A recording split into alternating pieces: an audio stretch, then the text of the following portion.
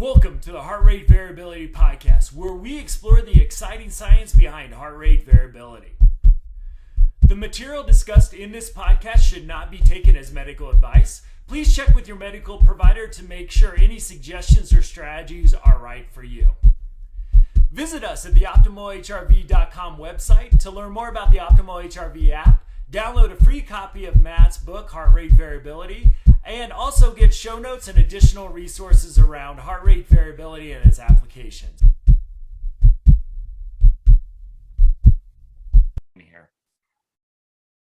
Welcome, friends, to the Heart Rate Variability Podcast. I am Matt Bennett here back with you with a new friend of mine that I met at a conference recently in Texas. So it was my first in-person conference, the Applied Psychophysiology and Biofeedback, the AAPB, which is a lot easier for me to say this morning. So I got Anna Pollard here, excuse me. I stumble on those names, but I'm excited to bring Anna to the podcast because she brings the student perspective. And one of the things that I really realized as I am now pushing 50 is that I'm sort of in the older echelon at these conferences. And with the biofeedback, if you've never been to a biofeedback conference, there's a lot of tech there.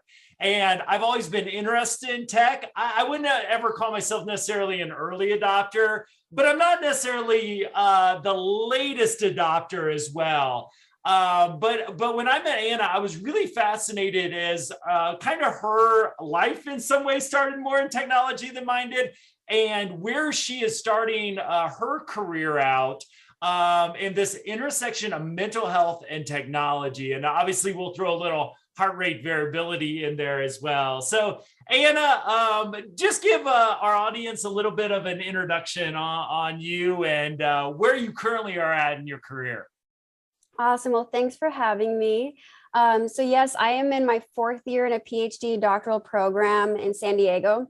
I'm going to be starting my APA internship this summer in Minnesota at a VA. So that's kind of where I'm at in terms of like schooling. I'm a health emphasis, and it's interesting. I didn't come into my school, I'm like, oh, I want to do biofeedback. I had no idea what it was. So I was applying to practicum and I didn't get placed where I wanted. And so I was like, I don't know what to do. And a colleague of mine told me to apply to the pain program, and they do biofeedback there. And I was like, well, one, I have no idea how to work with patients with chronic pain.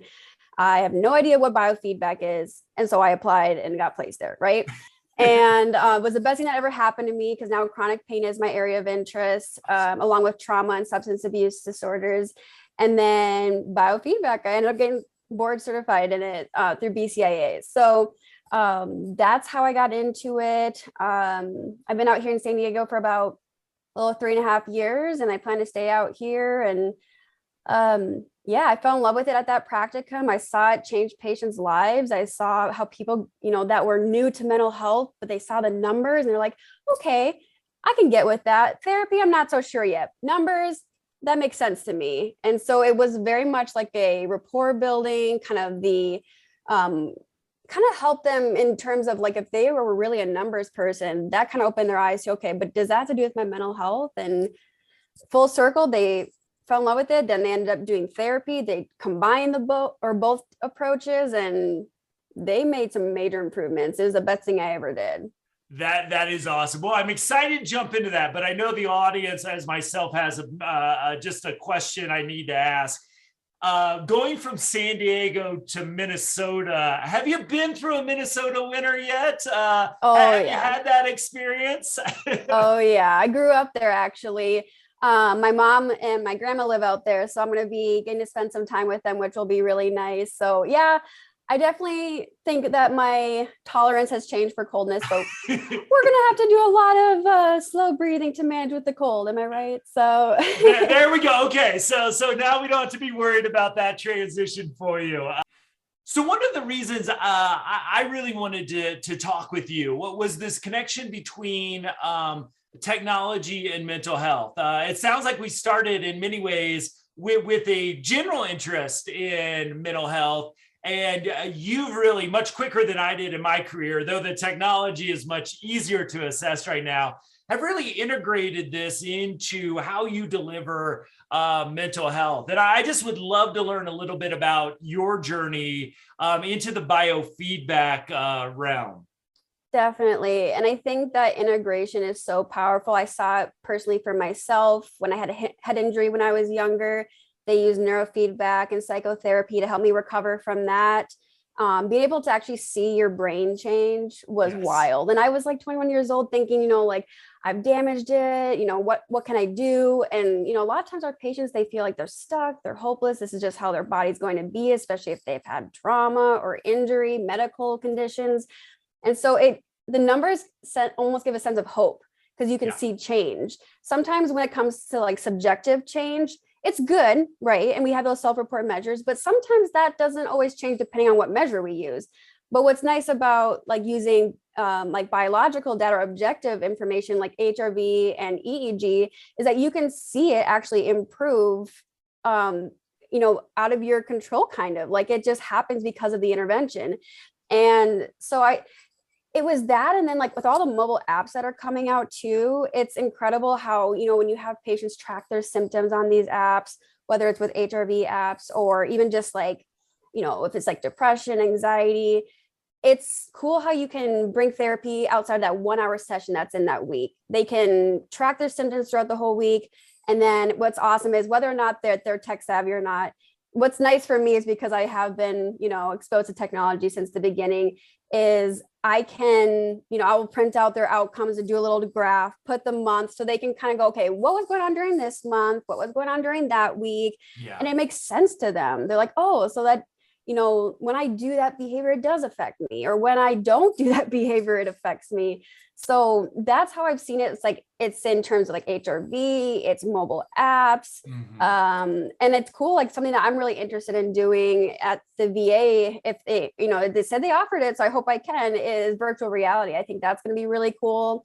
Because I think in terms of, whether people are tech savvy or not, the nice thing about like biofeedback is, the person who is trained through BCI training, they help them through it. And part of the intervention is teaching them all about it. And it's something for them to get excited about. It's for something, it's like, I remember at your presentation, it's like the new X-ray for them to understand themselves. And I think that was a really great way to describe it for them, because a lot of times they're like, well, I don't know if I'm getting better. I can't really tell, my spouse says I'm getting better, but I don't see it. And then they see it on their outcomes. They see it on their, like the objectives, the self-report, and they see the trends over time.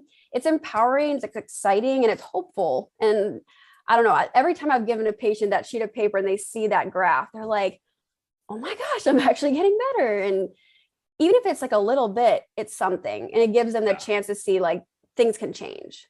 And that's to me where my excitement around, heart rate variability just seemed to stick out to me, though I know that there's other obviously metrics out there and ways to do it. One of the things when I talk to clinicians, and I love what you're also talking about, this is that pairing it with the subjective measures that we do have. I think that we sometimes live in this all or nothing society where, oh, you got to throw everything out and do heart rate variability. And like, I don't want you to throw out your intuition. I don't want to throw out your depression scales. Like this allows some of the language, and I borrow this from the person that introduced me to this, what's happening underneath the skin.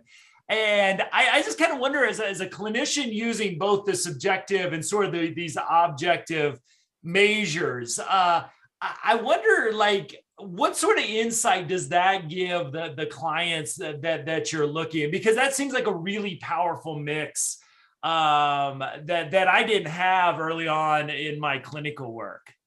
Totally. I think what is the drawback of some of our measures that we often use is it's about symptom reduction. And a lot of the measures don't ask about quality of life or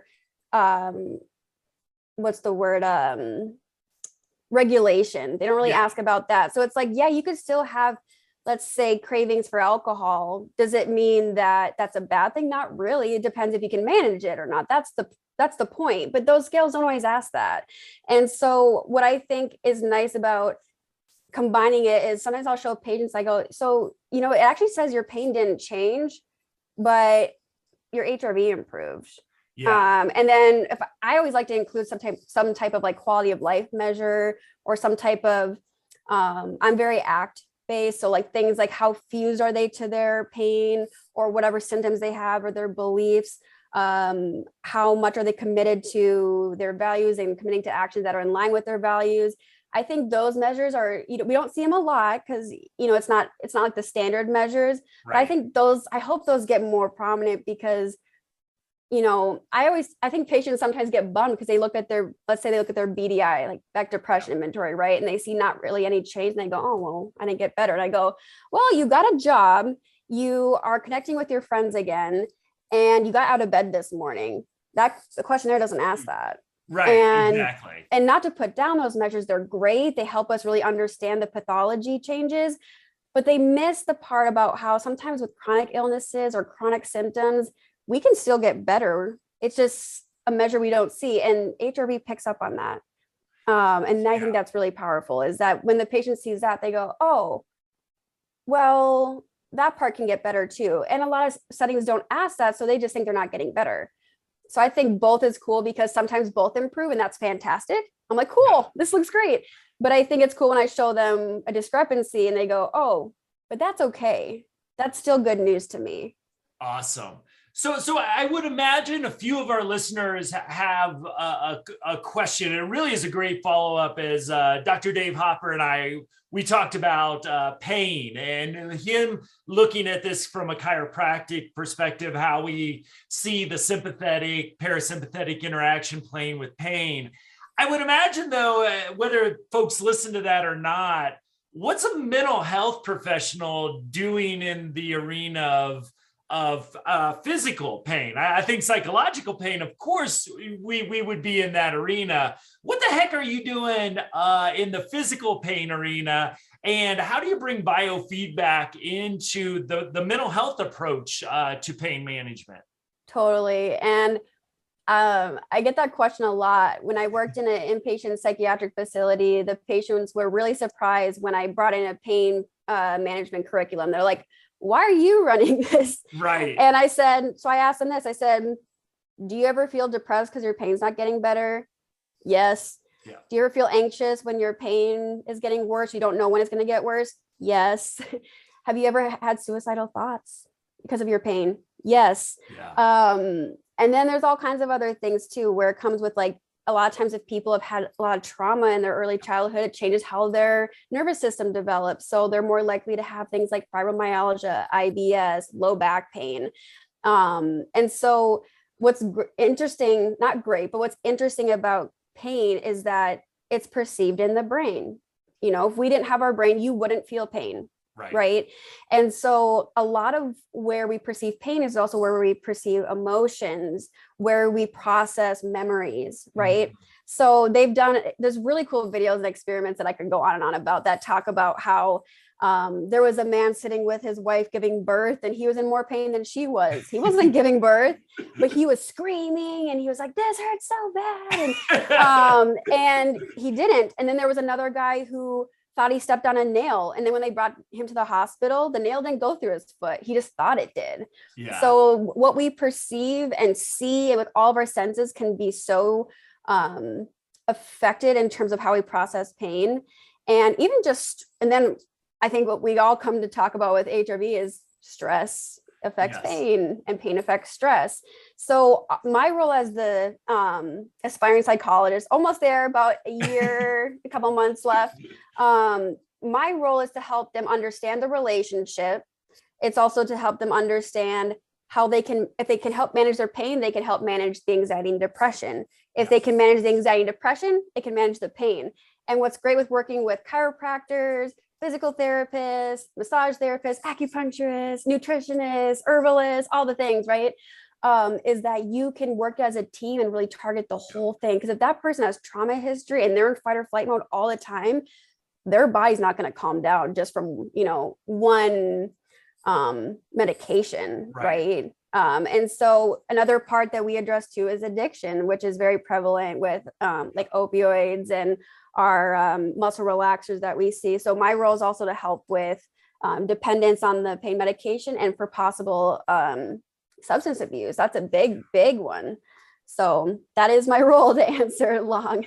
Yeah, and I love it. Yeah, and the pain management is just, in my work with trauma, that the term we often use is that self-medicating is, and I've been fascinating with the similarities between psychological and physical pain and that connection there as well. I would love to get a little technical and specific with you, because one of the things that I am really fascinated with right now as we look at this is, and I'm just all nerded out about resonance frequency breathing rates. Like I'm trying to figure out, like, how do we get a hashtag 4 breaths per minute, which I think is obviously the best breathing rate, because that is mine. But impressive. Yeah, I guess. I still don't know if it's impressive or not, but I'm taking it as all this high altitude I got here in Colorado and self-enlightenment, the combination of those two, though my wife would definitely argue with the second one of hitting that stage. But I think, I've experienced in my work in homelessness and trauma and just the devastation of what the medical industry, specifically the pharmaceutical industry, did around pain and making like the pain a vital sign to sell medication. And I think that history it's not controversial for me to say that, and not that medication isn't needed in certain situations. We just started giving it away like candy. I'm very interested in how we can use biofeedback. Again, RF breathing is my just obsession right now. Someone like you entering the conversation before the opiates are prescribed, before and the benzoids, and I mean there's all drawbacks to all of these. Even Aleve, I'm learning more and more from Dr. Dave, not really a good, if you got a headache, maybe okay to take, but you don't really want to take it 2 days in a row even, which, I popped those like candy when I was an athlete. So, I wonder kind of where you see yourself, mental health, biofeedback as just a safe place to heal without this risk of further perpetuating this opiate epidemic that's just devastating so many parts of our country right now. Totally. So yeah, there's a lot to say in that. I guess I would say a lot of times, and it's unfortunate, but a lot of times when I see patients for pain management, it's after they've been on the medication for sometimes 20 years. So, wow. I mean, it would be great when I see them before, but that's often not what happens, because, if we watch if we read the literature, or watch the documentaries, they go in, and especially in like rural areas that don't have these integrative approaches, it was, okay, let's have the patient be on some type of medication and so they can feel better, right? And then there was also a lot of misconceptions on what, if Oxycontin was going to be addictive or not. And obviously we all found out what happened with that. So, I guess what I would say is, for those that are listening that maybe have chronic pain or have a loved one with chronic pain, from what I've experienced clinically, and I think some of my colleagues would agree, it's never too late. So even if they've already been on it or they're about to go on the medication, and again, like we've said, some people, it just depends on what's appropriate for them, but before or after or during, it's still so helpful. And what HRV biofeedback is so helpful in terms of managing chronic pain is that the research shows that those with chronic pain conditions and a lot of chronic illnesses have lower HRV than the normal population, right? Same with generalized anxiety, PTSD, and other conditions. So, and what we know about low HRV is that that's related to poor health outcomes, related to depression, anxiety, PTSD, and even just history of trauma. And so I think what's really great about HRV biofeedback is that the resonance frequency breathing 20 minutes a day, ideally, and it's hard to do that at the beginning. I will say I'm working on that myself. But when I Yeah, don't tell our friend Ina, but I do my morning mindfulness with 20 minutes. So I do that. That's then I awesome. do 20 while I watch TV at night, but she's not. We're all work in progress. It's all right. It's a supplementary practice. So yes. And I tell my patients that too. So sometimes they start like 5 minutes, 10 minutes. Yes. Because a lot of them develop chronic pain because of overexertion, or they weren't moving at all. So that when they're sitting still and doing breathing, it might feel uncomfortable for them because they've been breathing up here. Right. And so when they do 20 minutes a day, and like I always tell them, like, don't expect this to happen like overnight. You know, think about like going to the gym. If you do one workout, you're going to be sore. You're going to be like, why did I do this? This sucks. And unless they really like working out, those are always fun. But you know, about 4 to 6 weeks, they start seeing change, and it's a commitment, and it's a lot of faith you have to have with it. And I think what's challenging and incredible dialectic here with the HRV biofeedback resonance frequency training is it becomes more than just something that relieves their pain and helps increase their HRV, balance their nervous system. So it's not overly fight or flight, not overly parasympathetic, but it can be managing, and it stays, you know, at homeostasis, right? Yes. But I think what they also find is, I remember this one patient, she described it to me. She goes, it's my safe haven. It's it's the most calm and safe I felt in my entire life. And I think that's what makes it so powerful. And I think that, you know, it's something that, you know, if you start it young, that's great. You can start at any age. I had, you know, a 95-year-old woman doing it, and she's like, I love this. It feels so good. Yeah. And, you know, and I think that's what's great about it, because some people feel like, you know, if I go to, sometimes people get nervous to go to therapy because they haven't gone, and they've been having, you know, it's like they're like 40, 50, and they've never gone, and they don't even know what to do. What's nice with HRV biofeedback is it doesn't matter when you start. Right. Obviously, if you start earlier, that's great, but you can, I've seen people completely change their nervous system in a matter of months. Yeah. And that's hopeful to me. And even in terms of managing hypervigilance with PTSD, managing the pain, and even just to build better relationships, because they're in the present more. They're not thinking about what I have to do next. What did I do in the past?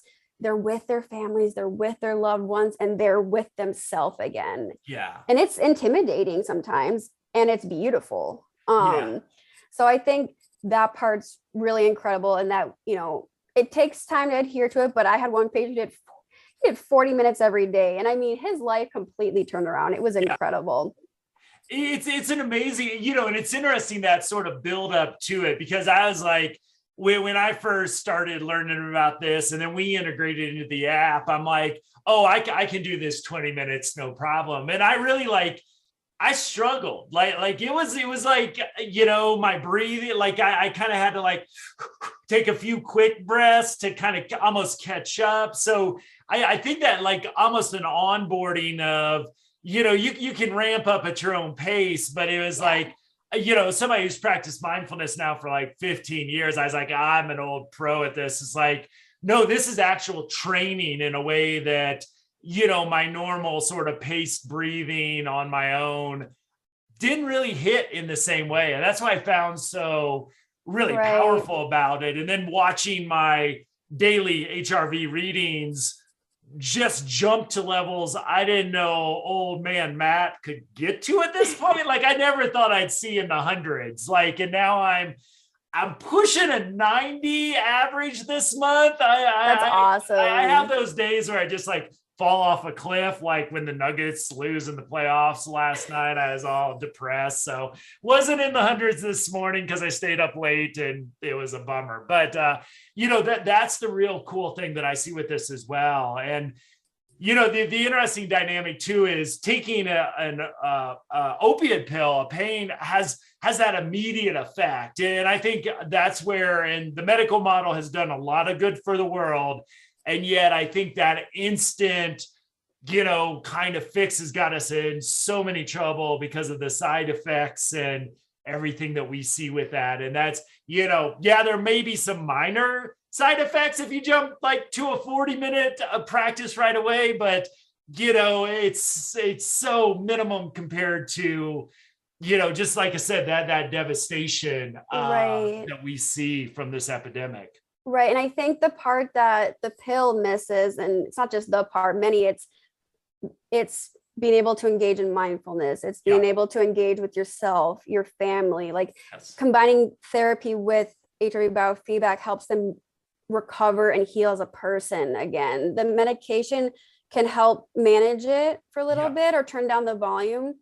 But it doesn't rebuild the life that I've seen people have when they Absolutely. get on that journey. And it can be a big change. I've seen patients where, they come in, they're like, I just came here because I thought I was going to learn how to reduce my pain. And then I ended up changing my entire life. Right. But that's like what we have when we have people that are in recovery from addiction is you don't just take away the substance, you change your entire life, people, places, and things, because, if we stick with the mindset of instant gratification, of course, we're always going to be let down, because what happens when we build tolerance, and what happens when we don't, if our doctor doesn't prescribe it anymore, and it's traumatic for these patients that have relied on it for 20 years. Yeah. And then they're told to do, okay, you got to do something else now. Yeah. And it's scary. And it's kind of like I don't know, I kind of see it as like a rebirth, right? Like they were like, okay, we're going to do life differently now because this wasn't working. And if I do the inner healing and build support and connection. And we used to do HIV biofeedback in groups, and it was fun because they'd all look at each other's screens and be like, oh, I'm more in sync than you. And I mean, we don't want them to put each other down or anything, but they had fun with it. And then they would ask each other questions, or like, how do you do that? Can you show me? Like, where do you put your hand? Awesome. Does it help to put your hand on your belly? Like they learn from each other. And it was like a team effort. And I think what's cool with optimal HRV is when you have your group of patients, you can almost kind of make, kind of show the progress the group is making, and then the individual is making, and it becomes a collective movement, which is super cool. I've told my sister, I was like, me and you need to do this so that we can see who can get their HRV up. And again, it's kind of counterintuitive because you don't want to be a competition, but I think it's motivating for some people to want to better their health where they can actually see it. Oh, right? Trust me, with my team, being, I believe, the oldest person on the team, the fact that I am running laps around the younger members, I take pride in that. But that's a great thing to be proud of, right? There are worse things to be proud of. Oh yeah. And it's really interesting because what is, with some of my team members in their even 30s, what are they doing where the guy pushing 50 is doubling their scores? And it's not like I'm shaming anybody due to their heart, even people that I love and could do that with. But it is that challenge piece. When we look at it from that group perspective, if we have that a little bit of psychological safety there, where we can do this without hurting people in any way, shape, or form, it's a language that we have. It's a quantitative language that we can have the more serious moments is, dude, you're in the 20s this week. What do you need? How can we support you for that recovery? Right. And I think what's great about the changes that HRV biofeedback is making is, a lot of times in the research would say patients self-reported adhering to daily breathing. And that was great because that's what we had. Yeah. And the fact that we can check each day, that's going to change our research, which I'm very interested in. That's going to change adherence, because I think people want to, it's the accountability piece, right? The clinician sees, oh, they're not actually doing it. They can, intervene and be like, what's going on? And it's with compassion, of course, right? Yes. But sometimes I've had patients say they did, and I go, did you? And they're like, no, I just didn't want to let you down. And there's and we're here to help you get on board. I think what's great is that we have more forms of accountability, more ways to gain insight. And then the patient can go, oh, I like the tags where it says, oh, when I drank last night, I noticed my HRV was pretty rough this morning. Or when I was eating not so great the past few weeks, my HRV is not so great. So it just kind of gives you a compass to follow, right? Or a path to follow. And I think what's nice about it is there's a lot of compassion, because it's not that there's one number you want. It's just higher the better. And if it goes down a little bit, it is what it is. Like that happens because that's just what our heart does. But it's great that we can be able to just, I think it's really great because it incorporates a piece of mindfulness, just being objective and just not trying to judge ourselves, just go, what's going on? What can I do about that? Yeah. And I find like that 3-minute morning reading is, I really start out, my first moments of consciousness usually are thinking about my wellness, like that habit that I've gotten into. And as I tell people, it's like, how much fuel do I have in my tank today? I like do I have any excuses? Like, and it's funny because, I think some people, and I was sort of like this initially when I started playing around, I have a master's degree in psychology. I overanalyze everything about my life. Of course, I'm going to wake up and guess my HRV score and the answer is no.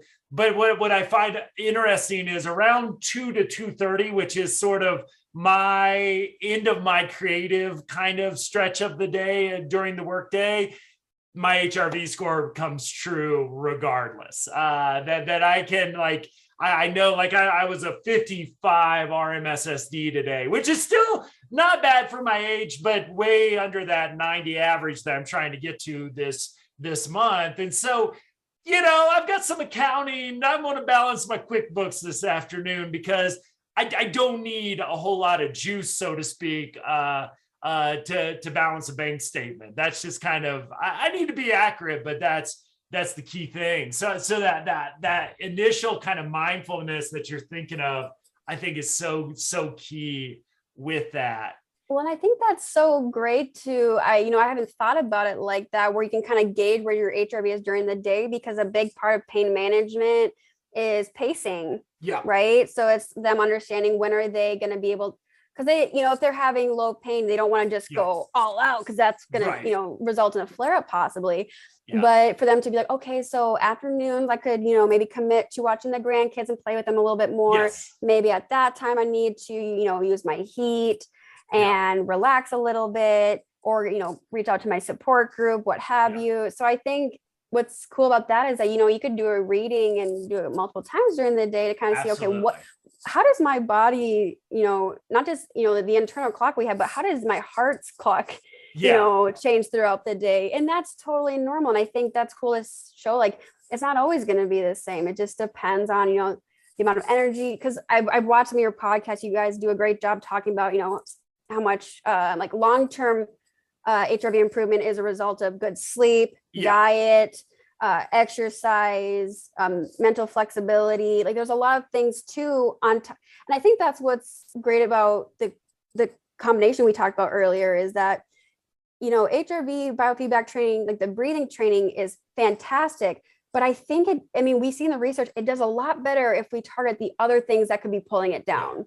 Absolutely. So I think of that interaction effect of flexibility and the training, then we see people do better. If they only rely on the HRV training, it's great. It's a good start. It's kind of like their buy-in. Yeah. But it's getting that whole person. And I think what's helpful with the data is that it gives them the data. It gives them motivation to work on their own inner growth and do holistic healing. And that's what I'm all about. And I think what our field is really trying to move towards. Yeah, absolutely. Well, let me ask you about moving towards, because I've been fascinated with the intersection of technology and mental health for years. I have a drawer full of old school biofeedback, and I'm not going out and buying the $10,000 equipment, but just because I never had the training in the environments like child welfare and those sort of things, just had no funding in order to bring that technology in any kind of meaningful. We couldn't get reimbursed for it in any way. So I was looking for like the cheap alternatives to integrate some of this in. You're sort of in the world earlier on where technology is, just everywhere. And I think developing, I really believe in the mental health field at such a rapid rate. And I sort of wonder where you see things going, because obviously you've decided to specialize in the biofeedback arena. I'd love for you to like step up into maybe a 30,000 foot view of mental health. And what would your predictions of sort of your generation coming up who has had technology in a way mine didn't, as part of that sort of revolution of the internet and email and all that. I sort of was, entering my career as email became a thing. I was still faxing things, which is just appalling to me nowadays. But so I kind of wonder what you see as you look out into maybe the next 5 or 10 years, where this intersection of mental health and technology might lead us, and maybe in that small town in West Virginia that has maybe not a biofeedback practitioner, but maybe a mental health therapist. What sort of tools might that person start to implement as well? Definitely. So I just want to say first that for any of you that are interested in HRV biofeedback and you're a student or you're newly licensed, I highly recommend just stepping your feet into the water and just take a look, right? Watch some of these podcasts, watch these videos on YouTube. It's such a need, and it's so necessary for us to understand the whole picture of someone's healing and peak performance, right? Yeah. I always encourage my colleagues, when I took the class, I remember sitting at the desk just like, what? This is so exciting. And I was asking, Dr. Gewurz was my mentor, and I just asked him so many questions, and I was so pumped. And all my colleagues who took his course, I was like, are you gonna get certified? Are you gonna get certified? Like, we all gotta get certified. Yeah. And because, I'll just say from like a student perspective who's about to, get into the early career mode, is I think doing it as a student was such a great idea because, there wasn't really an excuse for me not to do it. Like, I wasn't too busy, seeing clients. I wasn't too busy. I didn't have a, full family yet. And so it was just me. And so I was like, it's the world's my oyster. Let's do this. And, there's something to say about, I really hope that, we continue to have these clinicians, still go through the BCI training. It's excellent. It really covers all the competencies. But I think what's cool is I remember in your presentation, there was an individual who said, how do I apply this in settings that, like you said, whether insurance doesn't reimburse it or they can't, it's just like the technology is too expensive. And sometimes for some patients, like just depending on their level of functioning, it can be harder to comprehend, right? So we still have to be helpful and not become something they're like, I don't know what I'm doing. And I told her about this, we have great websites with breathing pacers that are just auditory. There's, like thousands, if not hundreds of thousands, YouTube videos of just pace breathing. And so if we can at least just get people aware of how important breath work is, and then also just the conversation on HRV, like I would just playing YouTube videos to groups and group therapy, just giving them little brochures or little infographics, showing people different accounts on like Instagram, Facebook. I mean, social medias are, the world's our oysters. So sharing that with our supervisors, sharing it with our colleagues. And it doesn't have to be something we use because we're at a bottom. It can be something where it helps with work wellness and, burnout and peak performance. So I think with all of that being said, I think it's about introducing it in a way that's feasible, depending on the context, like the environment, the access to resources. I would say it's also, like, I think I talked to you about it, sometimes kicking and screaming, saying it needs to happen.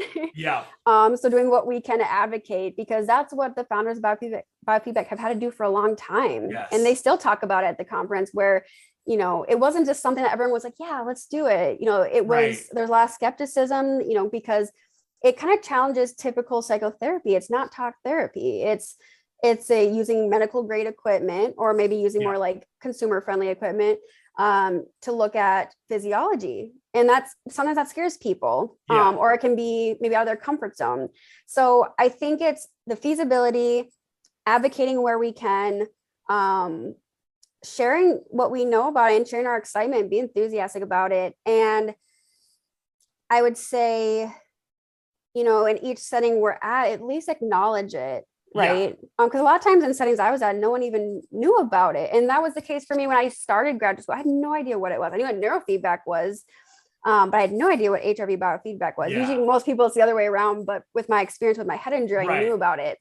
And so I think it's about spreading the word. It's about, um, if you're nervous, check it out. It's Yeah. like stepping out of our comfort zones, because the brain is an organ and we have to treat it like it's an organ. If we only base it off of how there's a psychiatrist who talks about how, we're still assessing people based off of how we diagnose Abraham Lincoln for depression. And that Yeah. was forever ago, Right. right? And Yeah. so if we can also look at, biomarkers, can tell us a lot about treatment outcomes.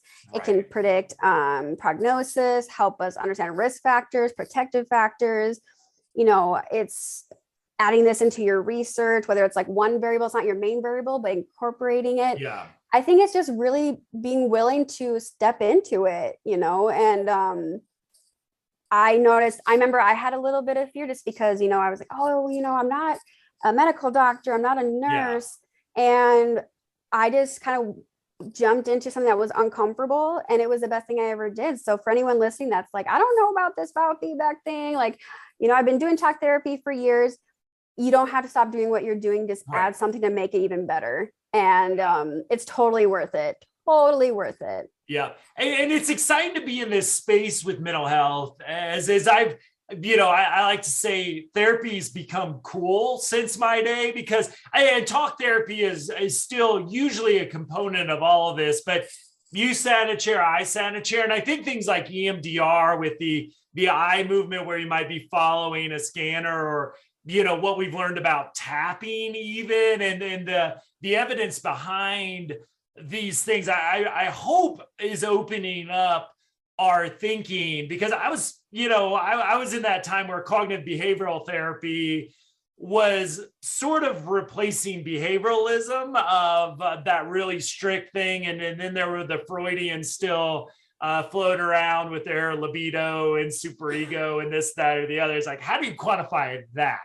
And it was interesting, but it wasn't, there wasn't like, it just, nothing gave me anything to hold on to. And that's where, initially when I started to learn about the brain, especially around my work with trauma, this is tangible. This shows up on a functional MRI. And now with like heart rate variability, it's something that's accessible, not only as a monitoring tool, but also as a way to help people improve their mental health as well. And that's where, like, it's almost, I feel like we're in a, evangelist sort of mode of, hey, this is out there, this is accessible, this is validated, let's do this. And I think that there's an openness now, hopefully, where it's not a segment of mental health, but it'll integrate in. So Totally.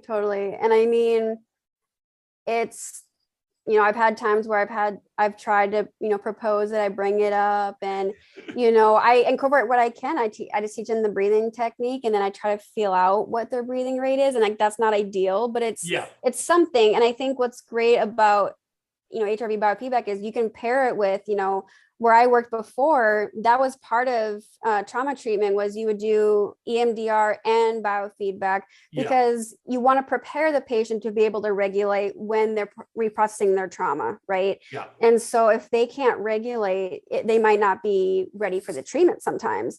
And so my supervisor always was like, I want my patients to do both, because then it's a technique they can use when they're in crisis or they feel really overwhelmed, but it's also something they can use on a regular basis, like brushing your teeth, to just improve their regulation. Because a lot of times people will do different talk therapies for trauma and they're not necessarily getting better, but it's their physiology isn't getting better. So how, if your body's not feeling okay, how are you supposed to feel okay? Yeah. Right. And so yes, we can tell our body, we're calm, we're okay. But if your body does not believe you, it will not follow. Right. And so we have to train our body to tell it that it's calm again. And sometimes, that takes time. And, but it's so complementary to everything that we do. And I mean, even with ADHD, it's been really great. It helps them to improve attention, working memory, attention, working memory, and like switching. So it helps Yeah. them to really be able to practice mindfulness.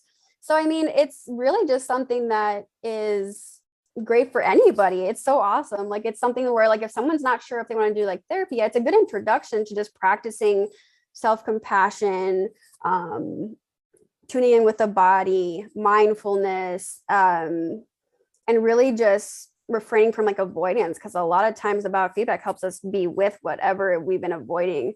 And it's just, it can be intense and powerful and beautiful. Yeah, absolutely.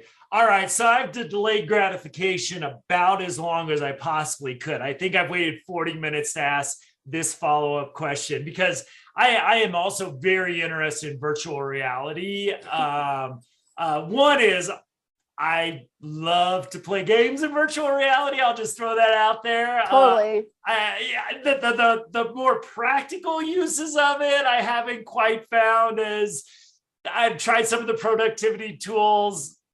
Hasn't kind of resonated with me in that way yet. But I'm really, as someone who's just been fascinated with VR for several years now. It just seems like a technology with a whole heck of a lot of possibilities when you look at things again, like, and for those EMDR, it was kind of named after the eye movement piece, but there's so much more to that the EMDR is just really the acronym has become the therapy, but a way to stimulate the body while healing from trauma. And I just see so many opportunities. And so I had to ask, sort of as you're entering the VA, which I know has done some really fascinating work, kind of what I'm familiar with is around exposure therapy with vets and VR. I just would love to hear what you think and the role that virtual reality might play in mental health moving forward. Definitely. And I'll share a little anecdote. I was just in Oklahoma with my stepdaughter, and they had this super awesome virtual reality game. And the one I did, it was like a race. They had wind blowing at you. It was awesome. And totally worth the $5. But they had this other one next to it, and it was very real life, similar to like driving. So it had like the wind blowing, it had the full dashboard, it had screens forward and around. So it may not just be like the goggle virtual reality, but it can also be just like a simulation, right? And I think what's great about those is it really adds the ecological validity to exposure, right? Like there's a imaginal exposure, which is great, but I think what's really cool about virtual reality is that it really can be a lot more relevant to what they're seeing in their flashbacks, their nightmares, their memories. I think it's going to help people to really apply what they do in virtual reality to the rest of their life in a way that's a lot more, and when I say ecologically valid, just a lot more, similar to what they're going to see or what they've experienced in their life. And I think too, what's I've personally experienced, and I'm interested to learn more about this, is when I do VR, I don't know about you, but I get kind of like dizzy and nauseous sometimes, just because I would imagine it's just a different way of perception. Mm-hmm. And, I'm interested in learning more about that, but I think that piece doesn't always happen in imaginal exposure. And so when you have someone like actually looking around and they're looking up and they're looking to their sides, or they have the wind blowing at them, it can help activate the other senses that are involved that are, activating stimuli for like their PTSD. So right. I think it's just going to really open our eyes to a lot of things about how we can help people recover with more context relevant stimuli. And I think it's also going to be awesome to be able to help us as clinicians understand what they were experiencing. Because I think that is really powerful for us to really, it's obviously not going to be the same, right? But for us to kind of get, a glimpse of an idea of what they are re-experiencing all the time and help us really gain that empathy and compassion for that patient. So I think it's really going to help us build understanding, empathy, and just really expand the reliability of these types of interventions for patients. I think that's going to be really impactful. And I mean, I'm sure it's going to be intense, but I think it's also going to help people really face things that are hard to do in the room sometimes, or because some settings you can't necessarily leave the office or you can't go walk around and stuff. I've done, in vivo exposure for social anxiety with a patient on their college campus, but not all settings are going to let me do that. So if we have the VR, I think that's going to really help us capture the type of exposure that the patient needs to really get better. But stay tuned. I'm excited to learn more. Yeah, and it's engaging another sense. Like I think multiple. You've got the audio, you've got the visual. With the tapping or the kind of stimulation you get with the hand or vibration. Like we're really, I think, to me, what's exciting is that we're getting under the skin and helping to heal the biological, neurobiological causes of a range of mental illness. I worked with traumatic brain injuries, it's like I'm really fascinated with that, as well as can we have access to help to heal in different ways. And I think what the trauma world has taught us is, I'm just fascinated right now because this was not even talked about really when I was being trained. You can really heal trauma without sharing your trauma with your therapist. Like if you would have said, hey, Matt, I'll bet you $1,000 back when I didn't have that we would get there, I would have, no way would I have taken that. For us to have gotten there, and now we've got these we're figuring out how the senses really impact mental health. So totally. Yeah. And I mean, I think that's what's so important is like we tell patients to practice grounding. We say, what are 5 things you see, 4 things you hear, 3 things you, feel, 2 things you taste, 1 thing I'm trying to remember them, but we do the 5 things, right? And to do grounding. And so like, if we're doing that for grounding, why don't we always address all of those in therapy? And so like, I'm very interested in learning like the emotional freedom technique, I'm interested in learning EMDR later in my career too, because they really target the mind-body approach with looking at cognitions, emotions, and somatic symptoms. And that's all of us, right? And then there's always, for people where it's relevant is like their social component and their spirituality. I think what's really beautiful is I've had some people use HRV biofeedback or mindfulness or meditation to help them connect with their spirituality, whatever that may be. And a quick thing I want to add about virtual reality is I think it's going to be cool too, because what's great about that is we can also track their physiology and we can see how do they react, just to show patients like, hey, so when you're facing these triggers, it makes sense that you're feeling really overwhelmed. Like look at your heart rate, look at your skin conductance. It's like, it really validates them, because a lot of times they're told, oh, stop being overreactive, or like, let it go. It was in the past. Their body can't, and we have to help them get there. And so that validation can feel so important, and it's such a big piece in their healing, so that they feel like understood and they believe themselves. Right. Yeah. And if we can make it fun too, I mean, that's the thing that I think VR also opens up the opportunity is to make it to gamify some of this stuff. I really think that sitting in, sort of with yourself with a lower level of stimulus, whether you're following a breathing pace or something like that, it's still going to be an important component of this.